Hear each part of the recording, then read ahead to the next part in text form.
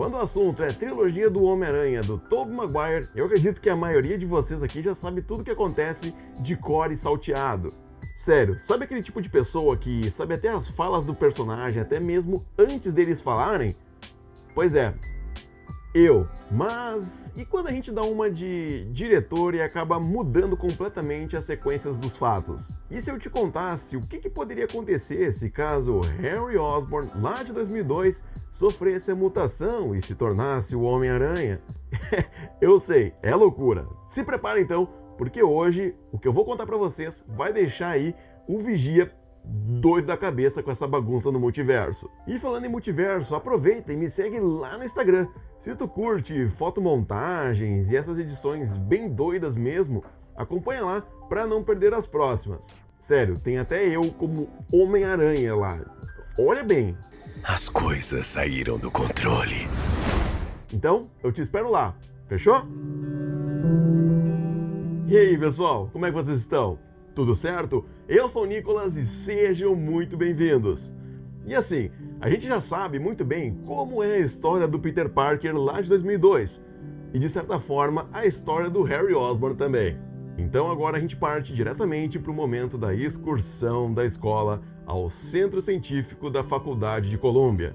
Peter e Harry estariam caminhando pelos corredores e o Peter ia estar lá empolgado, contando cada detalhe, cada característica peculiar de cada tipo de aranha e explicando como esses seres são fascinantes. Até que um espécime é dado como desaparecido, mas a cientista diz que deve estar em avaliação e por isso que ele não está ali ainda. E uma coisa curiosa é que ali existem 14 super-aranhas geneticamente modificadas. E quem sabe outra pessoa em outra excursão acabasse sendo exposta a essas aranhas, né? Não sei, talvez uma Cindy Moon ou até mesmo um Miles Morales mais à frente.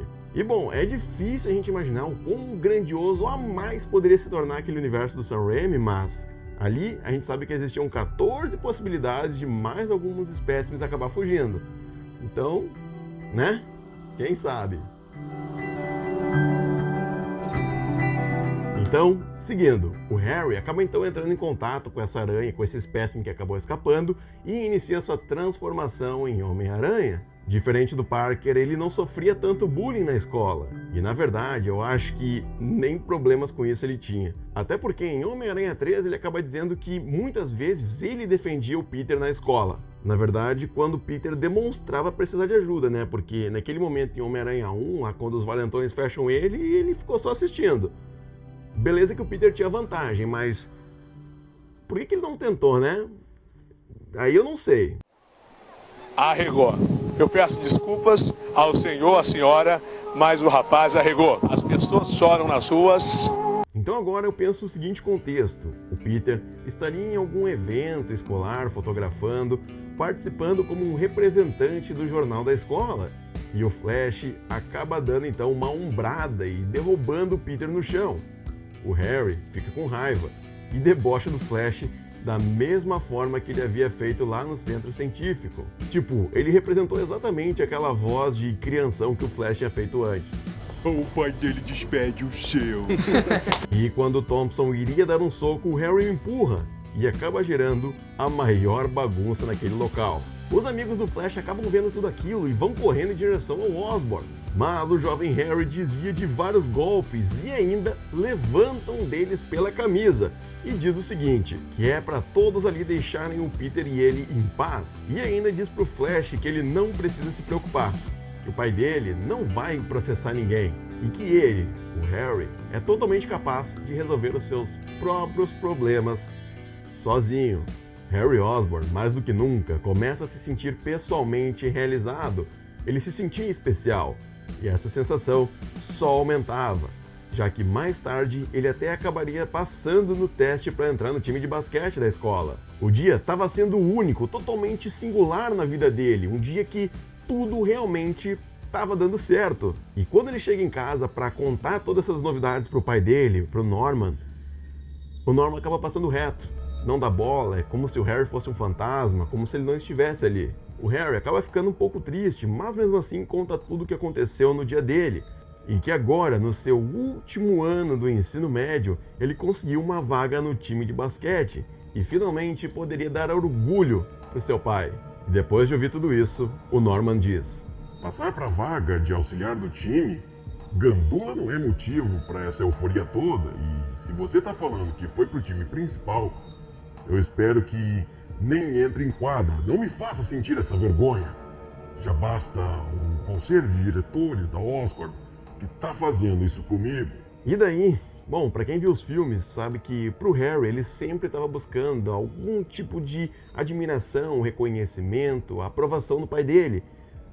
E depois de ouvir tudo isso, ele vai até a escola no outro dia e joga fora essa oportunidade de jogar pelo time. E então a gente entende o quão importante era a aprovação do pai. Aquele ano começa a chegar ao fim, e em uma noite chuvosa a gente consegue ver o Harry sentado próximo à janela com um olhar triste, e então, aos poucos, um tipo de coceira no pulso começa a ficar cada vez mais intensa, e num gesto rápido, teias acabam sendo disparadas do pulso. Ele, obviamente, fica impressionado e ao mesmo tempo assustado com tudo isso que está acontecendo. Então, ele sai de casa para praticar essa habilidade e tentar entender o que foi tudo aquilo. E na mesma noite, Norman estava lá na Oscorp, realizando o experimento com soro de super soldado. E bom, aqui a desgraça acontece da mesma forma que vocês já conhecem.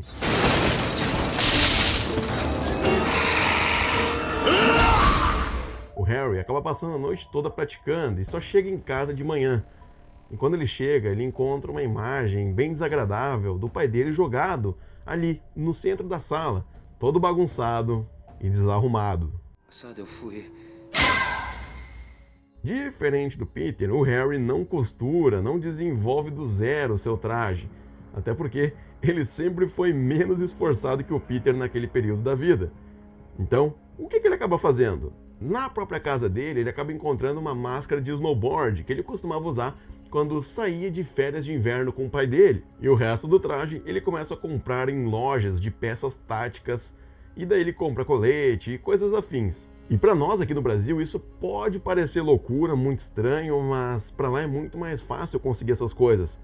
Sério, tu pode ir numa farmácia e voltar com um Moto G, por exemplo. Sério, os caras têm tudo em qualquer lugar. O Harry não seria um Homem-Aranha tão presente quanto o Peter, até porque diversas vezes ele ia ter que estar estudando para algum trabalho, para alguma prova.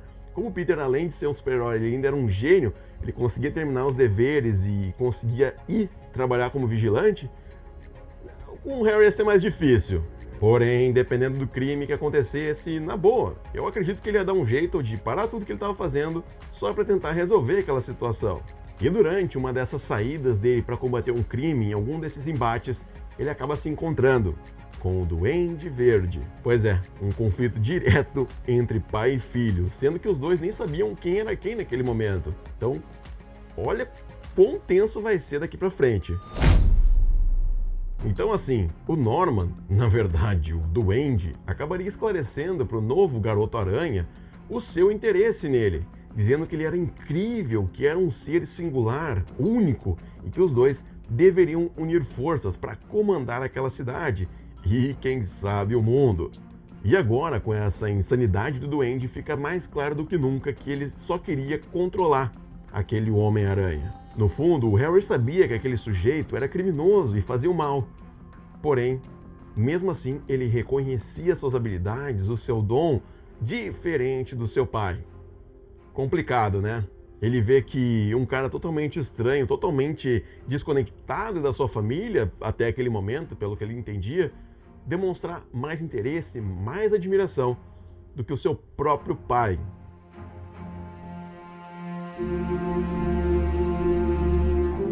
O tempo passa e mais à frente os dois acabam se encontrando de novo. E o Harry decide realmente acompanhar ele. Isso tudo é loucura? Cara, de fato, realmente é. Mas olha só, a gente não pode deixar de lado, não podemos esquecer o seguinte, que o Peter ficou meio assim, ficou pensativo, ficou tentado com essa proposta do Duende. Quando foi falado que mesmo ele fazendo o que é certo, tudo isso vai ser em vão porque as pessoas sempre vão odiar ele de alguma forma, Isso com certeza acaba mexendo com o Peter, até porque no dia seguinte, quando ele está caminhando na rua, ele olha para uma notícia do Clarim Diário e lá dizia que as pessoas, a população de Nova York exige a prisão do escalador de paredes. E detalhe, que ele vê tudo isso escutando a voz do Norman. E aqui, abrindo um parêntese, olha só que interessante, cara, olha esse detalhe. Olha como esse personagem do Norman é. Olha como é incrível, porque essas vozes na cabeça do Peter Parker, do Tobey, acabam sendo citadas em Homem-Aranha Sem Volta para Casa. Tipo, o Peter Parker do Tom Holland também ficou, de certa forma, impactado e praticamente traumatizado, né? Só com a voz e com as coisas que o Duende Verde acabou falando. É genial essa referência. Mas vamos seguindo. Vocês aí certamente estão se perguntando: mas como assim o Harry, o Homem-Aranha, compactou com as ideias do vilão? Então, cara, não é fácil, mas vamos pensar um pouco na situação do Harry. Ele não tinha mãe, praticamente não tinha pai, e praticamente toda vez era desprezado pelo pai dele quando tentava conversar. E o Peter Parker agora estava envolvido 100% com os projetos do Connors. Antes, no universo original, digamos assim, ele acabava aparecendo mais ali no apartamento junto com o Harry, porque ele saía para ser o Homem-Aranha, se atrasava e não tinha o que fazer, tinha que voltar para casa. Mas como agora ele realmente tem tempo para todos esses projetos e esses afazeres, direto ele fica fora de casa. Logo, já conseguiu perceber o seguinte? O quão importante é o ambiente em casa e as pessoas que circundam ali a tua pessoa? O quão isso pode ser a tua força, a tua ajuda no final? Porque, diferente do Peter, o Harry não tinha um tio Ben e nem uma tia May. Tia May, ele matou o tio Ben. Tio Ben era tudo para nós. Mas ele não queria que vivêssemos um segundo com vingança no coração. Ao passo que o Harry vai acompanhando mais de perto esse grande projeto do Duende Verde, ele começa a entender o que é esse grande plano, que era causar um grande terror pela cidade para que as pessoas não tentassem contrariar ou protestar contra o vilão. Por causa disso, um confronto se inicia e o Harry começaria a fugir, se balançar entre os prédios da cidade até chegar perto do seu apartamento, que ele dividia com Peter. E como o Harry sabia que o Peter não estaria em casa naquele momento, ele acaba rapidamente dando um golpe e chutando o duende do planador. E ambos acabam quebrando a parede. O Norman tá mais insano do que nunca, já que a pessoa que ele confiava e admirava se virou contra ele. O duende então se joga sobre o Harry e crava uma faca em sua perna direita. Ele cai e o Norman começa a socar tanto, mas tanto a máscara que acaba se quebrando. E então o rosto do Harry aparece, todo machucado e cortado. Um silêncio absoluto instantaneamente se forma naquela sala. E as únicas coisas que a gente consegue escutar são o vento entrando por aquela abertura na parede e a chuva que se aproximava cada vez mais, com trovões sendo ouvidos ao fundo.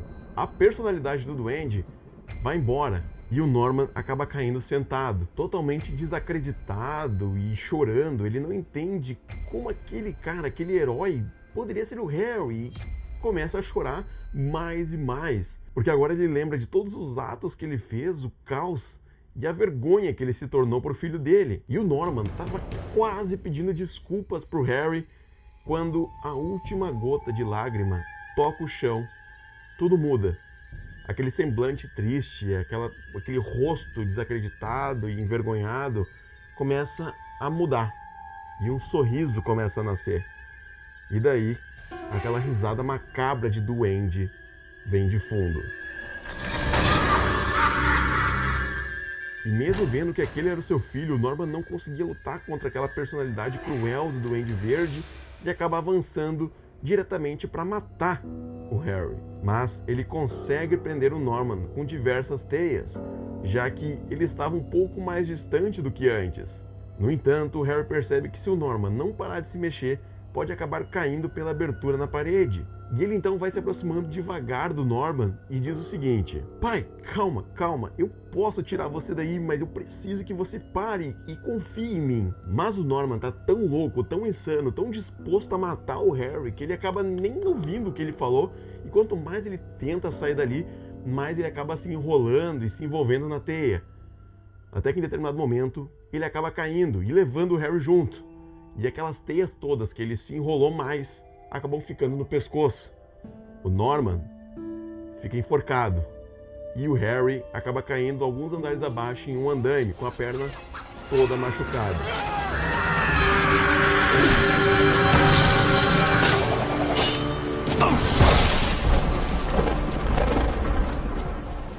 E a cena que ele acaba vendo um pouco mais acima foi algo que nem no seu pior pesadelo ele conseguia imaginar.